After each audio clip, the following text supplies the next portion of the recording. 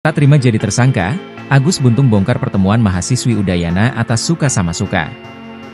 Direktorat Reserse Kriminal Umum, Ditreskrimum, Polda Nusa Tenggara Barat, NTB, resmi menetapkan Iwayan Agus Suartama alias Agus Buntung, 22, sebagai tersangka ruda paksa terhadap mahasiswi sebuah perguruan tinggi negeri, PTN, di Kota Mataram, NTB. Agung Buntung, warga Kecamatan Selaparang, Kota Mataram, meruda paksa korban di sebuah homestay atau penginapan.